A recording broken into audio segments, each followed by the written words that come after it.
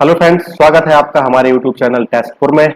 और टेस्टपुर को आप फेसबुक, इंस्टाग्राम और टेलीग्राम पर भी सर्च कर सकते हैं इन लिंक्स के माध्यम से, जो कि मैंने डिस्क्रिप्शन बॉक्स में आपके लिए दी हुई है। ओके, हमारी एक ऐप भी है, तो ऐप की लिंक भी आपके लिए मिल जाएगी और ऐप टेस्टपुर के नाम से आपको गूगल प्ले स्टोर पर मिलेगी। आयोग के 500 प्रश्नों की सीरीज जो है चल रही है, इसका दूसरा लेक्चर आज मैं आपके सामने लेकर के आया हूं। चलिए आगे चलते हैं और हम अपने जो क्वेश्चंस हैं उनकी प्रैक्टिस करते हैं। तो पहला क्वेश्चन है आपके सामने मानव अधिकार आयोग से संबंधित। मानव अधिकार आयोग से संबंधित जो प्रश्न है उसमें आपके लिए पूछा जाएगा कि इनमें से मानव अधिकार आयोग के अध्यक्ष और सदस्यों की नियुक्ति करने वाली समिति का सदस्य कौन नहीं होता है। ओके, गृह मंत्री, प्रधानमंत्री, राज्यसभा का सभापति, राज्यसभा में विपक्ष का नेता। ओके, तो इसका सही आंसर है साथियों, भारत के उपराष्ट्रपति या राज्यसभा के सभापति जो होते हैं वह इस समिति में नहीं होते हैं। पीएम होगा उसमें, है ना।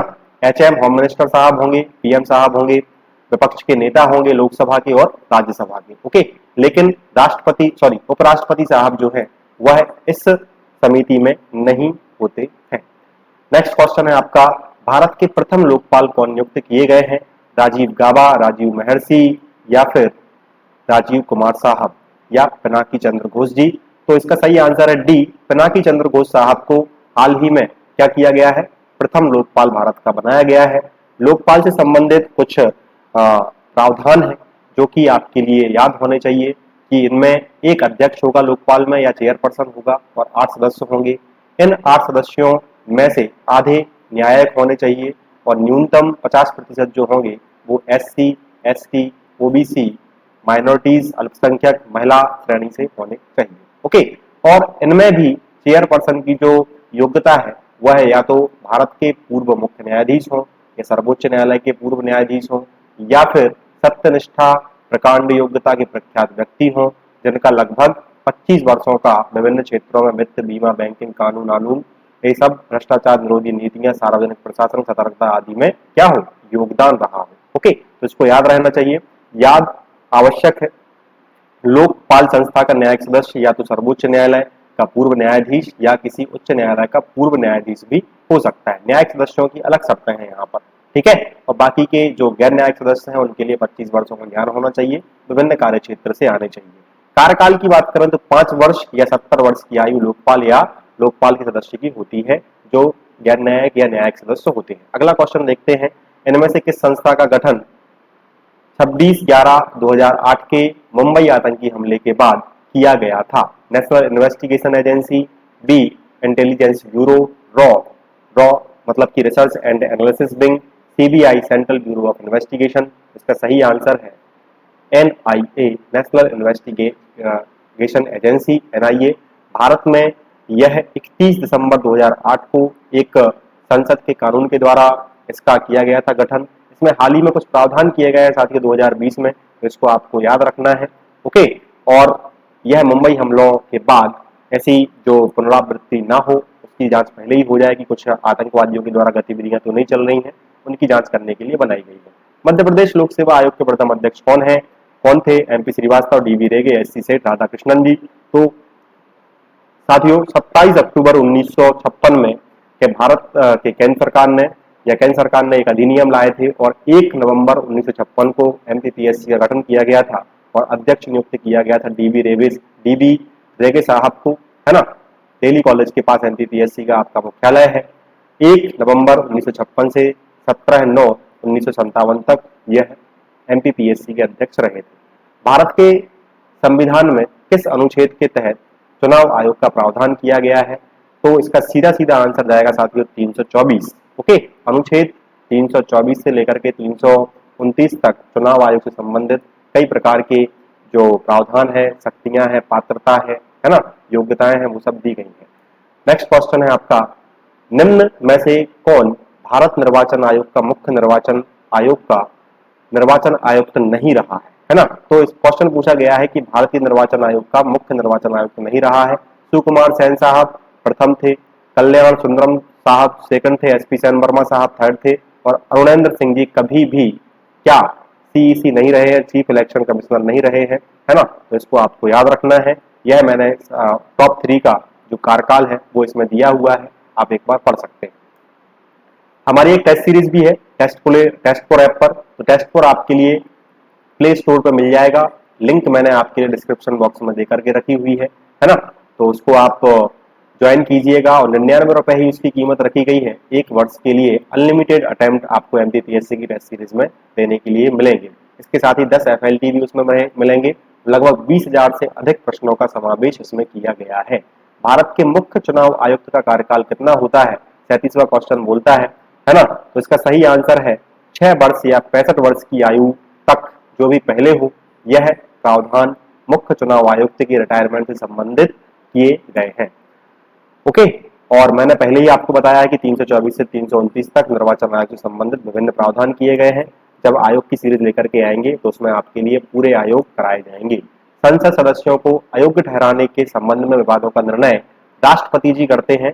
किसकी परामर्श से, है ना, किसकी एडवाइस से? तो चुनाव आयोग या निर्वाचन आयोग की परामर्श से।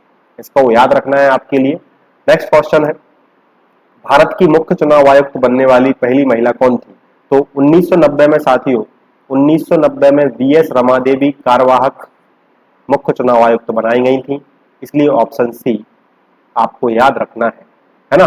और सुकुमार सेन 1950 से 1958 तक एक लंबे समय के लिए मुख्य चुनाव आयुक्त रहे हैं। क्यों रहे हैं वो अपन अभी देखेंगे। कौन एक सदस्य होने के बिना संसद के किसी भी सदन में भाग ले सकता है? कहने का तात्पर्य है संसद का सदस्य नहीं है, मतलब राज्यसभा और लोकसभा का सदस्य नहीं है, लेकिन फिर भी संसद के सत्रों में भाग ले सकता है। तो याद रखना है, भारत के महान्यायवादी या अटॉर्नी जनरल ऑफ इंडिया क्या कर सकते हैं? दोनों ही सदनों में, राज्यसभा और लोकसभा में भाग ले सकते हैं, लेकिन किसी भी मुद्दे पर वोट नहीं कर सकते। ओके, भारत के नियंत्रक एवं महालेखा परीक्षक कैग का कार्यालय बनाया गया है, मतलब कैग की स्थापना कैसे की गई है? क्वेश्चन ये है। संसद के अधिनियम द्वारा, संविधान के द्वारा, कैबिनेट संकल्प के द्वारा, उपरोक्त में से कोई नहीं। तो संसद के अधिनियम के द्वारा बनाए गए कुछ जो संस्थाएं हैं, जैसे कि मानव अधिकार आयोग, जैसे कि महिला आयोग, है ना, तो जैसे कि बाल संरक्षण अधिकार आयोग, ये सब संसद के अधिनियम द्वारा बनाए गए हैं। इनको संसद के अधिनियम से शक्तियां प्राप्त होती हैं। लेकिन कैग जो है यह संविधान में वर्णित किया गया है। 148 से 151 तक आपको प्रावधान याद होंगे। कैबिनेट संकल्प से बनाया गया है नीति आयोग, है ना, और इसी प्रकार बनाया गया था योजना आयोग। तो इसको भी आपको याद रखना है। इसका सही आंसर जाएगा बी, संविधान के द्वारा। नेक्स्ट क्वेश्चन है आपका, सिविल सेवाओं का भारतीयकरण किसने किया था?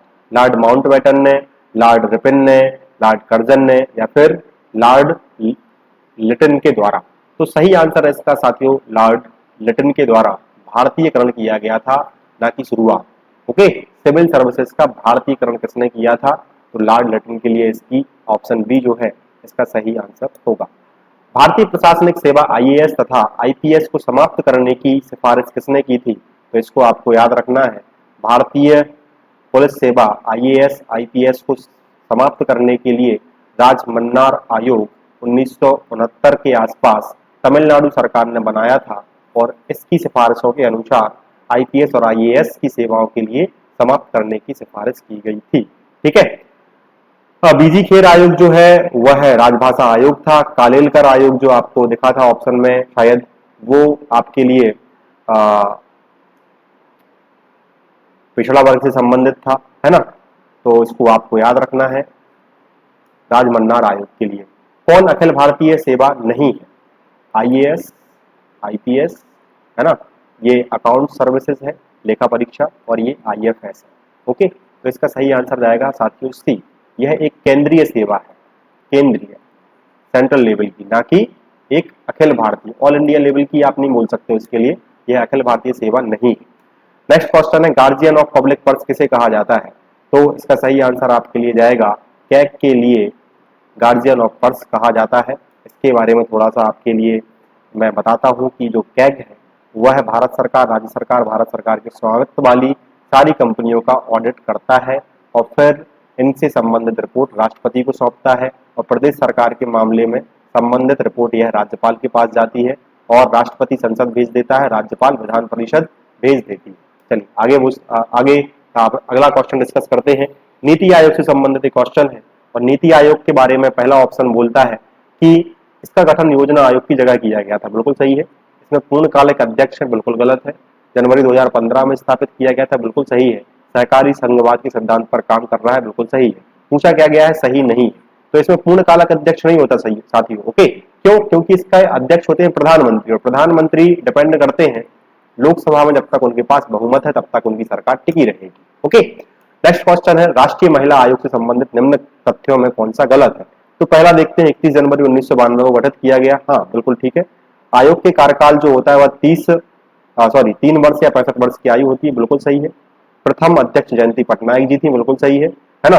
लेकिन वर्तमान अध्यक्ष सुश्री स्वाति मालीवाल, नहीं बिल्कुल नहीं, ये अभी वर्तमान में रेखा शर्मा जी हैं। जब मैं 2021 अप्रैल में यह वीडियो रिकॉर्ड कर रहा हूँ, इनकी नियुक्ति 2018 में की गई थी और ये इनके सदस्य थे। इनके साथ में सदस्य जो हैं श्रीमती कमलेश गौतम, चंद्रमुखी देवी जी, श्यामला एस कुंदर, राजुल बेन एल देसाई और सुश्री मीता राजीव लोचन जी अभी वर्तमान में रेखा शर्मा जी के साथ सदस्य हैं। रेखा शर्मा जी अध्यक्ष हैं, ओके।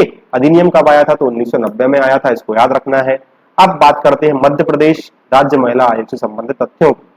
तो प्रथम राज्य महिला आयोग का गठन 23 मार्च 1998 को किया गया, बिल्कुल सही है। अधिनियम 1995 में आया था, बिल्कुल सही है। 7 सदस्यीय आयोग है अध्यक्ष सहित, तो बिल्कुल सही है। मुख्यालय जबलपुर में, अरे बात कैसी कर रहे हो भैया, ये भोपाल में है, ओके। राजीव गांधी भवन जो है श्यामला हिल्स पर, उसमें यह आपको लिए देखने के लिए मिलेगा और 23 मार्च 1998 को इसका गठन किया गया था। लास्ट 2 क्वेश्चन है, मुख्य निर्वाचन आयुक्त का कार्यकाल 6 वर्ष या 65 वर्ष की आयु तक होगा, यह प्रावधान कब किया गया था? तो इसका सही आंसर है 1972 में। 1972 तक जितने भी सीईसी रहे हैं वो एक्चुअली में इच्छा के अनुसार ही रहते थे एक प्रकार से, क्योंकि संविधान में कोई भी डेडलाइन या फिर बोल सकते हैं कि एक निश्चित कार्यकाल तय नहीं किया गया था। इसके लिए 1972 में अधिनियम बनाया गया है ना, और 1972 में प्रावधान किया गया कि 6 वर्ष या 65 वर्ष की आयु तक ही क्या होगा, इनका कार्यकाल रहेगा, ओके। नेक्स्ट करते हैं, नेक्स्ट लास्ट क्वेश्चन है आज का हमारा, प्रथम राष्ट्रीय बाल अधिकार संरक्षण आयोग का गठन कब किया गया था? 2007 मार्च और 5 तारीख को इसका गठन किया गया था। इसके लिए आपको याद रखना है। नेक्स्ट क्वेश्चंस हम लेकर के आएंगे बहुत ही जल्द आपके लिए। सुबह 7 बजे इस सीरीज के सारे लेक्चर डेली मिलेंगे। तो इस श्रृंखला के लगभग 12 से 15 जो लेक्चर होंगे उनमें हम डिस्कस करेंगे बाकी के और क्वेश्चंस के बारे में। तब तक आप हमारे साथ जुड़े रहिएगा, विभिन्न सोशल मीडिया प्लेटफॉर्म्स पर हमें फॉलो कीजिएगा और हमारी ऐप के माध्यम से टेस्ट सीरीज में जरूर एनरोल कीजिएगा। मात्र 99 रुपए में आपके लिए टेस्ट सीरीज मिलेगी। साथियों मिलते हैं अगले लेक्चर में, तब तक के लिए जय हिंद, जय भारत।